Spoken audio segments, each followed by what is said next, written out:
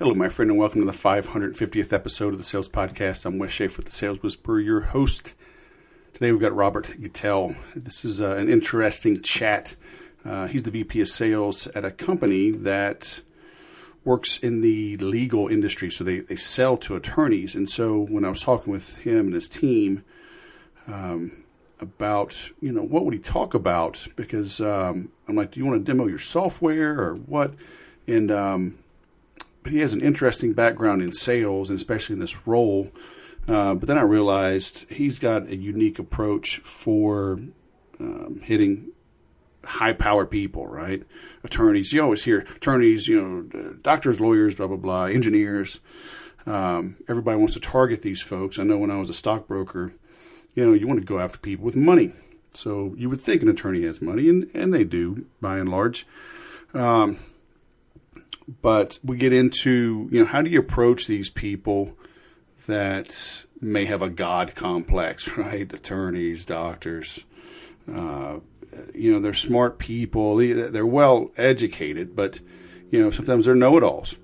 So how do you handle that? So, I asked him that straight up. So he had some good advice. He was at a trade show. So the audio, it's fine, but it could have been better. But, you'll hear that going into it. But it's good enough, and more than good enough, but not perfect. So, enjoy this and take some nuggets away from this as to how you can apply them to go after more affluent prospects. Go after people with money. Perry Marshall talked about this, called it the 80-20 rule. His book is 80-20, 80-20 selling, something like that.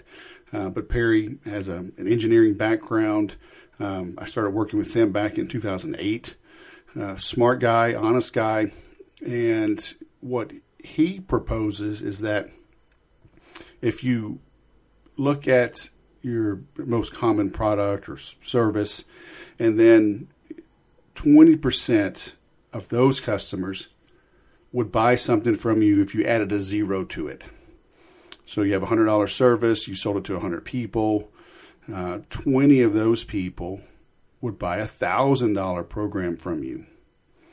So again, 80-20. So out of 20 people, 20% of those, that's four. 4 of those would buy a $10,000 option from you.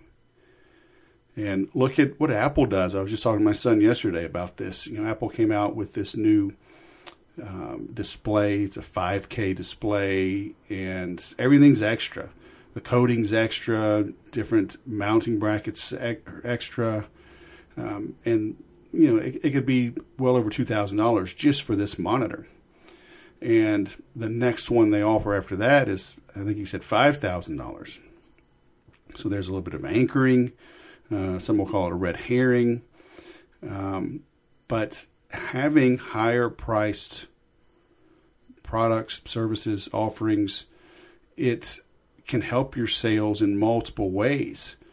People will say they can justify, cause my son's saying I could buy a 21-inch or 24-inch iMac, blah, blah, blah, for less than that or for the same price, whatever, and have a whole computer. Okay. So that made it easier for him to rationalize buying something, because he just bought a MacBook Air. Because the computer we got him when he graduated high school it's crapping out on him. But made it 6 years, and it was the chip was a year older, so it's like 7 years old. So now by seeing a $5,000 monitor and a $2,000 monitor, it's easier for him to justify spending more money than he was originally going to. So it works across the board. So not only will Apple sell those monitors, it'll lift the lower things, and it'll make others go, oh, I don't want the 2,000. I want the best you've got. So it's a win-win-win. So the point is, raise your prices, all right? Go after people that have money. And I think you'll get that inspiration here in this interview. If you need some help with this one-on-one, hit me up. Go to thesaleswhisper.com, hit the contact us, and we will talk about it. All right? So now let's bring on our guest. Rob Gitell, VP of Sales, LawView, all the way from Seattle. Welcome to the Sales Podcast. How the heck are you? I'm doing great, Wes. Thanks a lot for having me. And I'm actually in New York right now. I am based in Seattle and live in Seattle, but in New York for the Legal Week conference, which is our big legal technology conference. Oh, I got you. So you have an interesting background. Now, if I read your LinkedIn correctly, you're not an attorney, right? Correct. I'm not an attorney. I actually started off as an accountant, became a CPA, and that career wasn't for me. And back in the day when I went to college and sales was not really. It was a career, of course, but it was not a major in school, or I didn't really even think of it as a field or something that I would do. But little did I know that was the field that I always should have been in. Yeah. And so we are kindred spirits. Why, that's your background as well? No, just I've always been in sales. So, but I looked you up because if you were an attorney, I just would have had to end the meeting. We don't do that here. Okay, we have some standards. I mean, they're low, but I mean, even attorneys. I don't know. I guess we've had a few, but I try to limit them. You know what I'm saying? I do. I've been in my entire sales career has been in the legal domain. So I've always, my clients have always been lawyers, either corporate in-house lawyers or law firm lawyers. Yeah, I saw on your profile. I mean, that's a big pivot, right? You were a practicing CPA for 6 years. I was. When did you know, like, oh crap, I made a mistake? Like right away? Did you just gut it out for 6 years, or did it kind of creep in and you made the shift? I knew almost immediately that it was way too much detail for me, heads down, desk job. But the way I made it fun was I actually was quite good at bringing in new clients. And that's where I realized maybe sales was the career for me.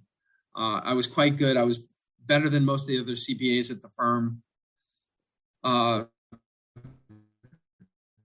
of bringing in clients. And I started to specialize really by accident in law firm clients. So when a law firm came in, they were given to me. I started to really get to know the way law firms worked. I started to attend industry events, and I really started selling without even really knowing it. Just bringing in new clients and for the firm and for me. Right. And that's kind of how I made it fun and tolerable. It's a great field. I don't want to bash the field. It just, how many times when we go to university, there's really no rhyme or reason why we major in the things that we do. And, I don't even know why I majored in accounting and finance, probably because my friends were at the time. And I really didn't know what I wanted to do. So I ended up there. But thankfully, I migrated over to sales. So how many of your friends in college that were majoring in accounting and finance owned a bow tie? And now tell the truth, because I'm gonna look them up. I don't think any. More than a few, huh? I mean, that's cool that you made that switch. Because a lot of people, they don't have the guts to do that. But then you ran a law firm, right? Like an office manager, a business manager? I did. I was one of my clients when I was at a CPA firm. One of my client law firms hired me to be their business manager. Mm-hmm. Their chief accountant, controller / business manager. And so I did that for a while as well. Right. Yeah, cool. So what is the secret to doing business with attorneys, physicians? Because people, they either love to target them because they got all the money, but then others are like, oh, they're prima donnas, they're know-it-alls, they think they're God, I can't deal with them. I mean, I rarely see anything in the middle, right? People either love working with higher educated, type people like this, or they hate it. That's a really good question. And my opinion is that it doesn't matter who you're dealing with, whether it's an auto mechanic, a lawyer,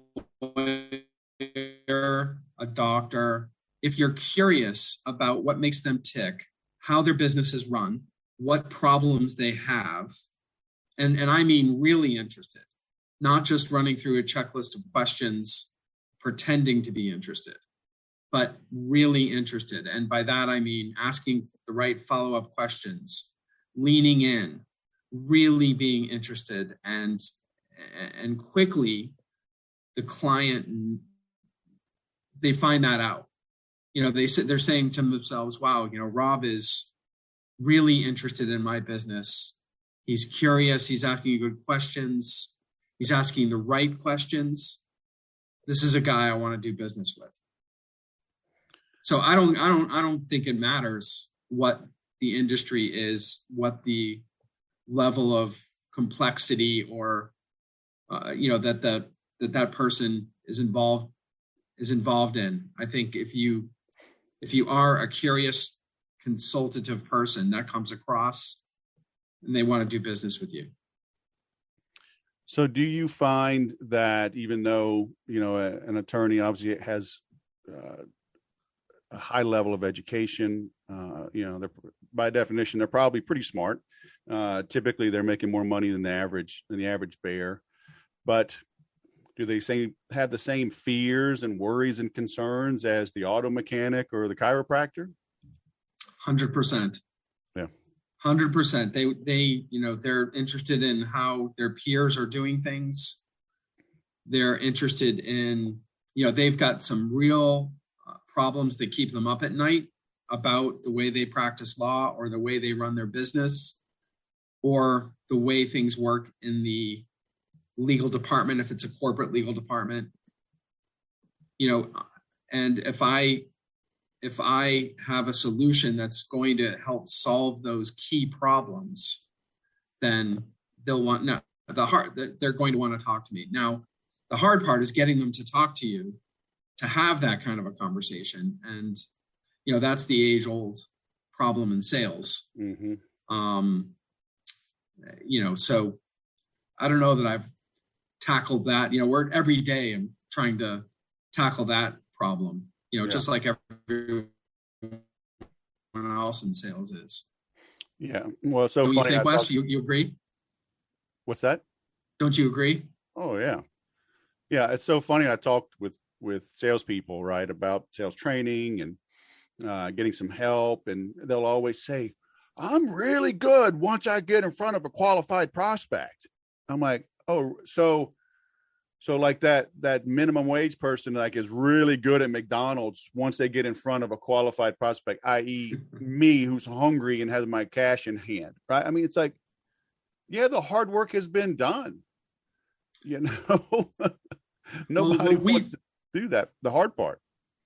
What we try to do is we try to be really experts in the field, and the field being legal department operations, corporate legal department operations. And before we even talk about LawView or about ourselves or about the product that we're dealing with, we bring insights to the client. So, what we've learned, what their peers are doing, maybe a white paper or an industry report or a survey, and with some facts and information that bring value to them. Aside from, we haven't even started to talk to them about our product. We're just saying, hey, here's an interesting article. Did you know that, that the top priorities of other general counsel are, A, B, C? Are these your top priorities? Or a report with some interesting metrics that they can actually use. So, bringing value before we even have the first meeting.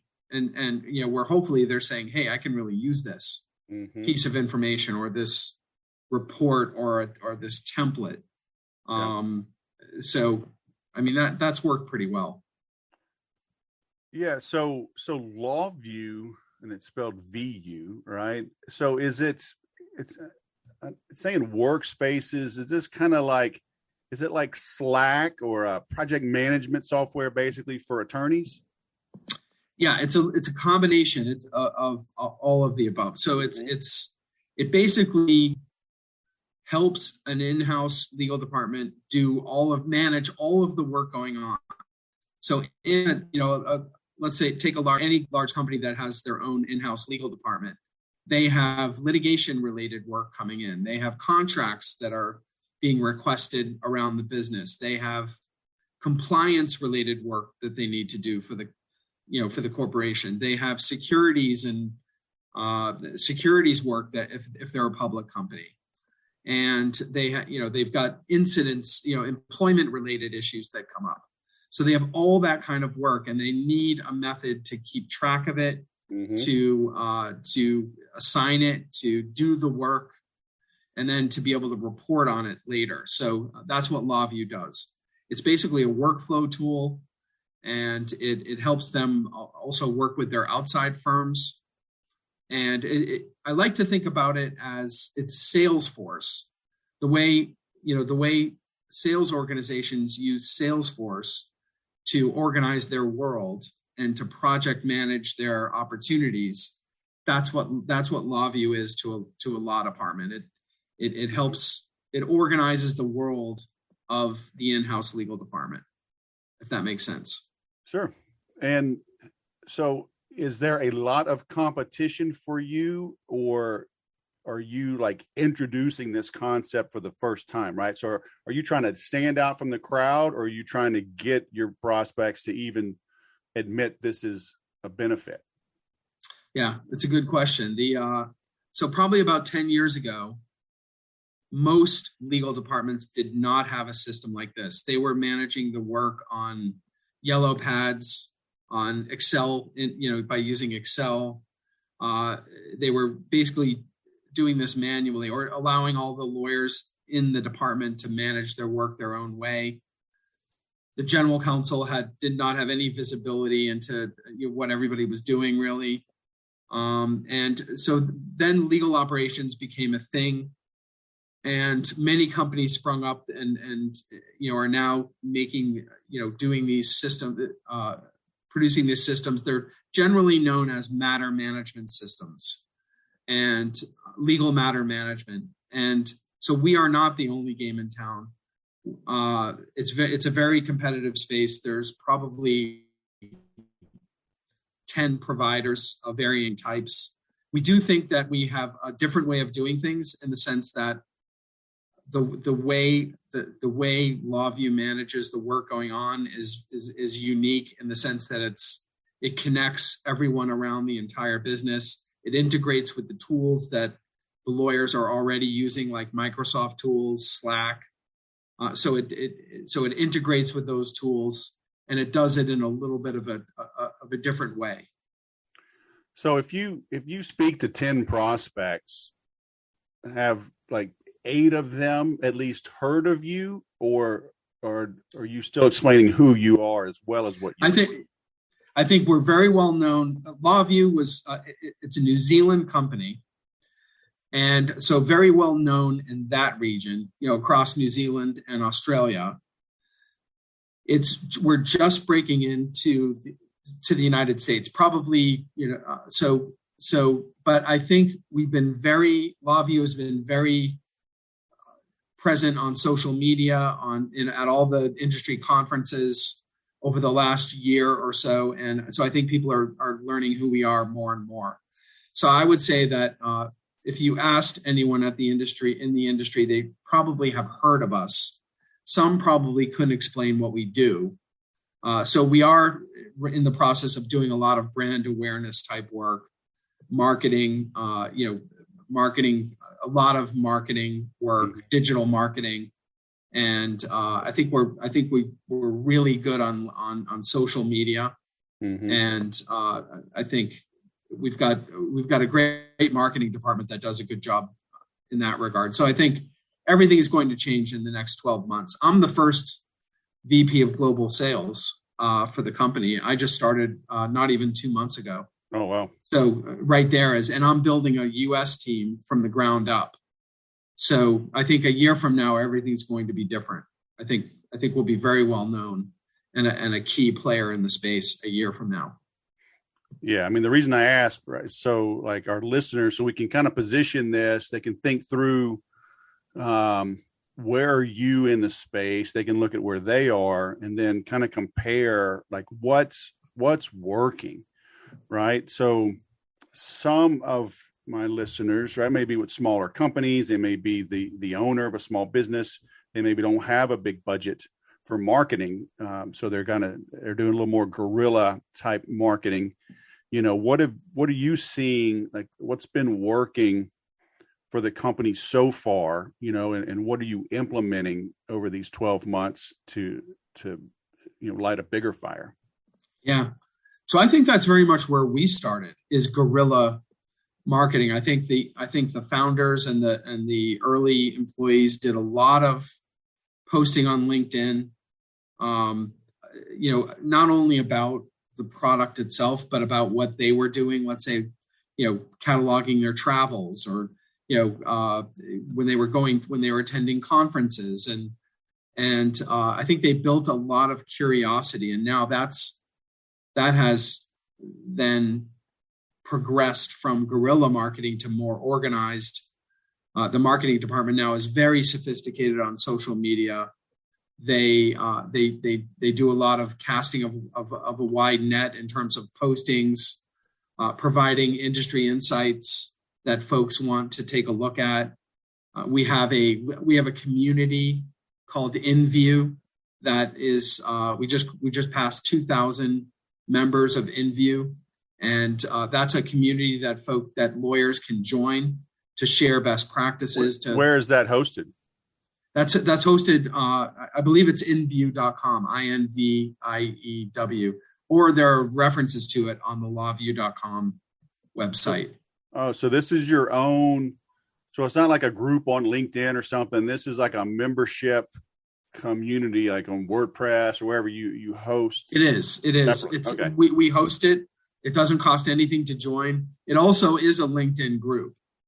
So you can find it as a LinkedIn group, or you can find it off of the lawview.com website. And again, if you're a lawyer, you want to have conversations with other lawyers about what they're doing, how they're doing things. InView is a great place. They can access articles and content and work product, and it's great. Although it's sponsored by LawView, it's not a selling tool necessarily. It does end up, with people inquiring about the LawView product, but that's not the main goal of it. It's really, the main goal is to provide an outlet for professional in-house lawyers to be able to trade information, share information, contribute, write articles. It's really an amazing site. Mm-hmm. Yeah, I mean, that's smart. I tell people all the time, it's like, do what you can on social media, right? Leverage it, run with it, but understand that you don't own that space, right? Twitter, Instagram, whatever, Facebook, they can and will shut you down at any moment or raise prices or whatever at any time. And so I love the fact y'all are taking this under your own control. So smart. Are you finding our attorneys, are they willing to help one another, or is it competitive? They actually are willing to help each other. They are. It's also competitive, but I think that they've learned if they share, others will share with them. You can't be on it. It's a complex world, especially that world. And you can't be on an island doing this work yourself. You've got to have, collaboration, even if it's outside of your organization. And so that's why conferences are so popular, like the one I'm at now called Legal Week. And there's other legal technology or in legal operations conferences. We go to probably 10 or 15 a year. And that's why those are popular. That's why the lawyers attend those, because they want to share and learn how their peers are doing things. Mm-hmm. Cool. So what is working today? I mean, attorneys, I have to imagine, are hard to reach. And as I talk with different clients of mine, you know, a CEO of a company, a C-level executive, they're not just hanging out waiting to attend a free webinar, you know, and are they going to read a white paper? What are you seeing? You know, what gets the attention of a high-powered attorney, or do you even target them, right? Do you go after like people in your previous job? Do you go after like the office manager, get their buy-in and just get the attorney to sign off on it? Yeah, it's an interesting question. So I'll tell you what's working is, what's not working is the traditional sales methodologies, prospecting, banging on the phones, you know, making 100 calls a day, you know, sending blind emails, trying to get a meeting or a demo. That's not working for a number of reasons. What is working is the new digital marketing, where marketing is throwing out very, very smart, targeted posts, campaigns on social media, or directly by direct email, with a very catchy topical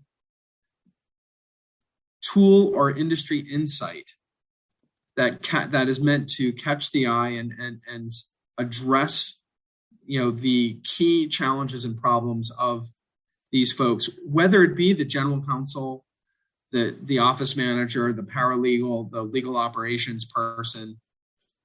And then they contact us. They say, yes, I would like to see a demonstration. I would like this white paper. Please send it to me. Please send me the industry report you're referencing. And that starts the relationship, you know, where we're casting a wide net to thousands at a time. And then we're waiting for a small percentage of them to raise their hand to want to attend a webinar or receive the information that we're, and sometimes it takes 2 or 3 touches of those of that sort, or you know, what they call lead scoring, before they become a strong enough lead to then warrant a sales interaction. Right. So that is working, and just increasing brand awareness, and pretty soon you reach a tipping point where people do want to talk to you or do want to take your call because they've seen a number of things come across, you know, their virtual desks. Mm-hmm. I find that, you know, and there are still a couple of traditional things that work. A really good sales professional knows that it takes a number of different types of touches. They know how to work hard. They know how to work smart.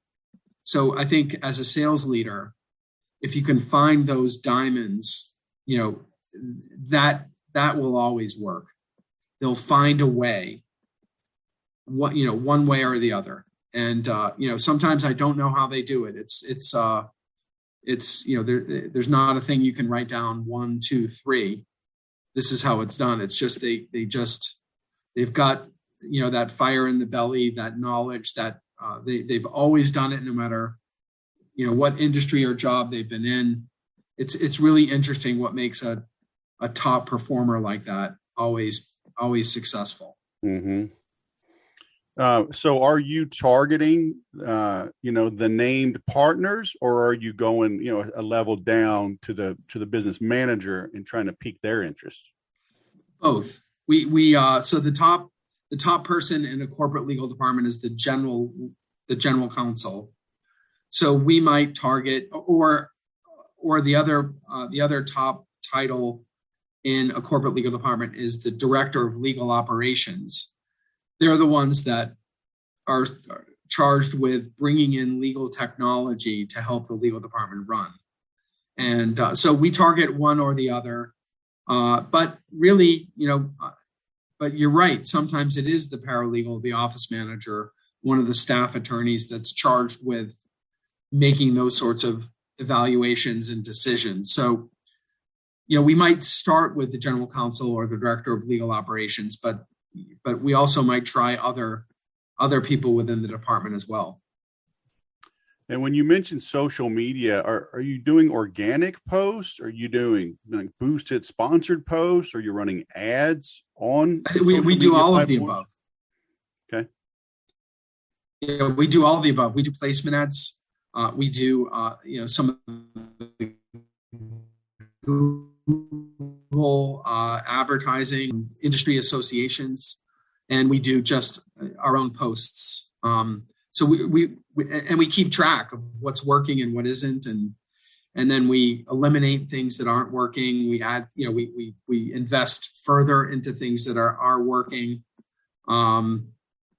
It's very interesting. I mean, it's sometimes not easy to predict what's working, what works and what doesn't.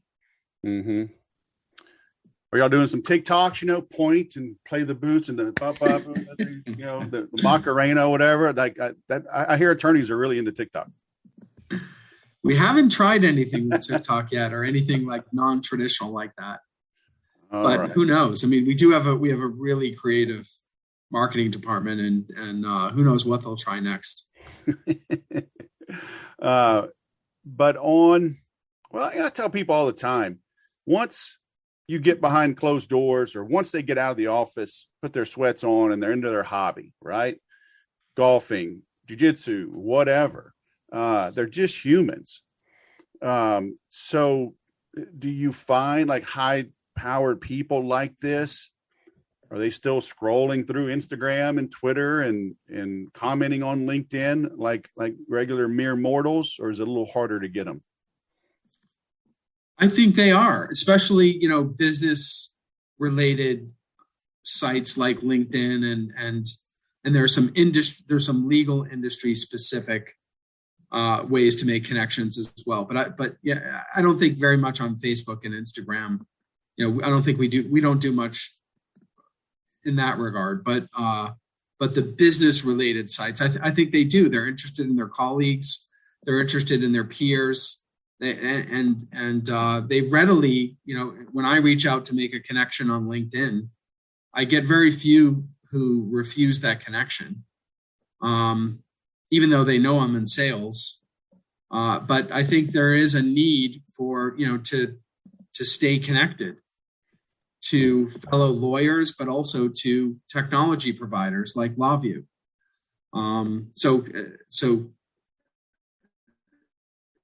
Yeah, I think they do readily take a look at those things. Mm-hmm.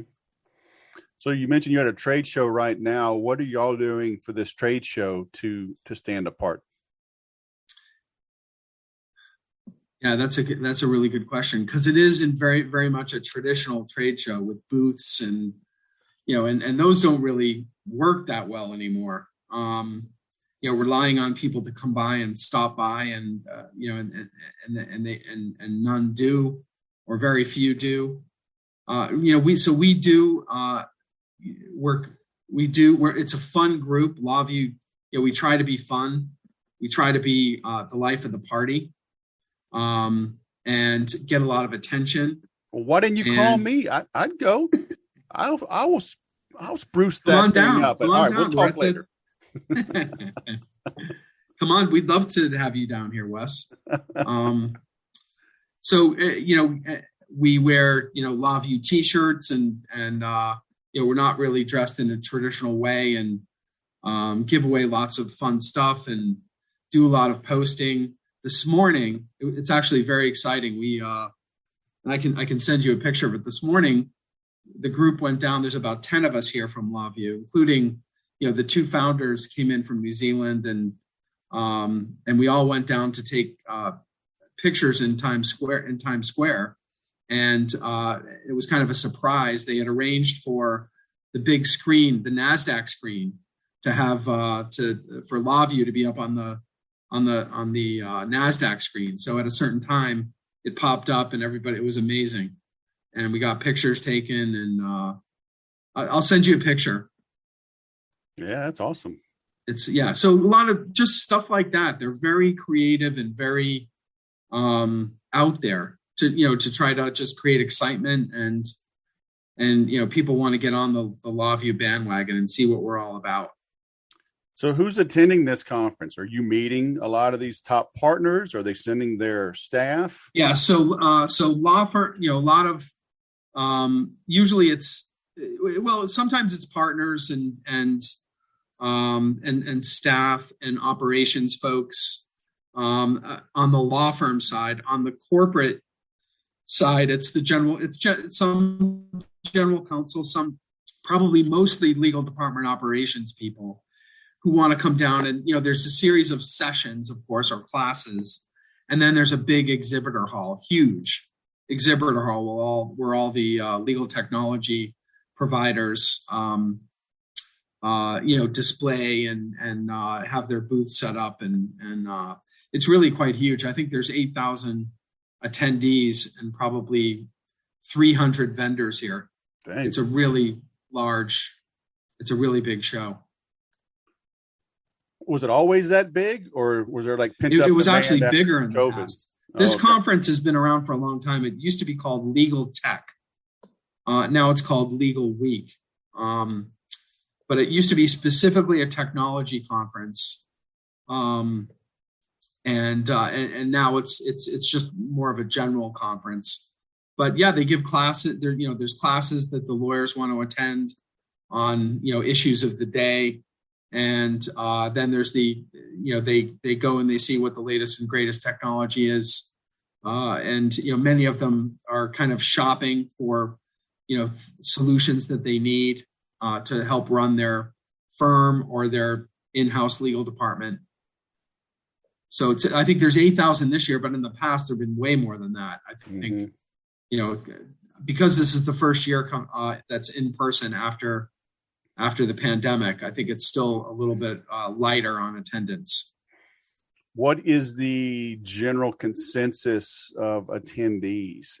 Are they cautiously optimistic? Are they very optimistic, pessimistic, just on life, business, state of the economy, state of the world? Like, what's the vibe? Yeah, I think the vibe is very optimistic. If that's, that might be a little tempered by, the Ukrainian situation more than the pandemic. If it were just the pandemic, I think people are pretty optimistic. I think there's a lot of worry about what might happen with the Russia-Ukraine situation and its effect on, of course, mostly its effect on people's lives, but also its effect on business and, what might happen. But people always need lawyers and legal services. And that's why there really wasn't much of a downturn. In fact, in many instances, there was an uptick during the pandemic because, legal things still happen. Business still needs to go forward. Lawyers are needed. I think business keeps going on. Mm-hmm. I just learned something. I don't know, in the last 6 months or so, I was reading somewhere and like, it's still legal in a lot of states. I think it's called mutual combat. Like, if two people agree to like duke it out, right? Like, not to the death, but like literally like schoolyard. Hey, I'll meet you at the flagpole after school. Like, I guess that's legal.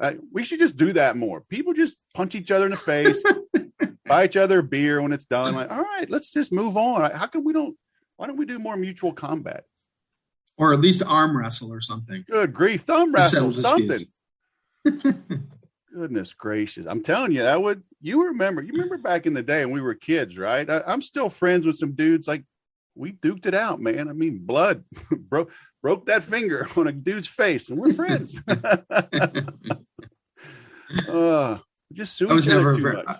I was never a very good fighter, so I never came out on. I never would come out on top on those sorts of situations.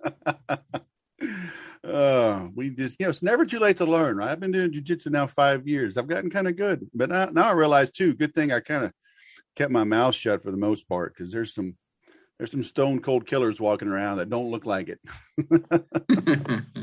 So let's just buy each other a beer and just solve the world's problems, right? Exactly. Very cool, man. Well, I appreciate this, and I'm gonna keep an eye out. Hey, look, you send me a ticket, and let me know that there's scotch involved, and I'll be at that trade show. I'll help. Where are you located? Southern California. Well, we've got loads of conferences in that area as well. So they're all starting to fire back up. I mean, this is the last week our kids have to wear masks, thank God. So, when the Super Bowl, I was talking about this months ago. It's like California's hosting the Super Bowl. How much of a damn pandemic do we really have if we're like bringing 250,000 people from around the world to come hang out in one of the biggest cities in the world for a week? Can't be too damn bad. So I know. I guess things are opening back up. So that's cool. Yeah, I think so. All right. Well, let me know when you're headed this way. Wes, thank you so much. I appreciate it. Hey, man, great catching up with you. So how long are you, where's that show? Is it New York, you said? It's in New York City, yeah. And is it truly be here all week? All week. Dang. Yep. Yeah, I'm leaving. I'm going back to Seattle on Saturday morning. Woo. 3 days, I'm pretty much done after that. So no, it's exhausting. It's exhausting. There's, you're at the thing all day with meeting with clients and then to dinner at night. It's exhausting. Yeah, I was better at those when I was 25 than I'm approaching 52. I gotta pace myself. Me too. I mean, I'm in. I usually hit the wall around 9:00, and while everybody else is, getting ready to just start the night. Yeah, I'm like, good on you. See y'all tomorrow. It's like, hey, was that okay? Yeah, it's fantastic. We'll was it a good talk? Yeah. So let me wrap it up here and hit stop, and then we'll. Oh, sorry about that. Sorry. No sweat, man. Thanks for coming on the show. Well, it's good to hear there are optimistic vibes for people at events, especially in crazy ass states like New York and New York City. Yeah, I'm heading to Vegas actually next week just to catch up with some associates. Went to a couple of events late last year, going to Phoenix again for Keep in late April.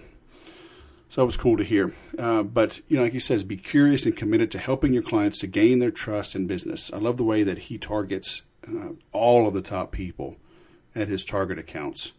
Okay, you don't know who you're going to catch on a good day or a bad day or who has the true influence at an entity. So go wide, go deep. You've got to do it. All right. Especially if you're entering a new vertical, you're going after a new segment. You need to test multiple things to see what it's going to take to get your foot in the door. It could be social media, it could be PPC, it could be direct mail, it could be cold calls, it could be cold emails, it could be all the above. And it's the proliferation of the work and the marketing and the exposure that gets you in there. So if you need some help with that, for attorneys,